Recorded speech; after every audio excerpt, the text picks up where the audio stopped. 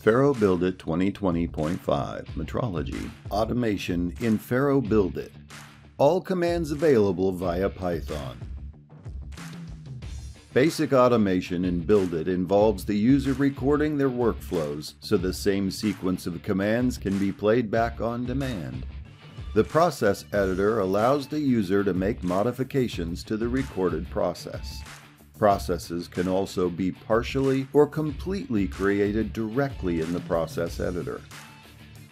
In addition, BuildIT's Python interface allows for Python scripts to be integrated directly into BuildIT automated processes. In BuildIT 2020.5, the Python interface has now been expanded to allow running all BuildIT commands directly from the Python script.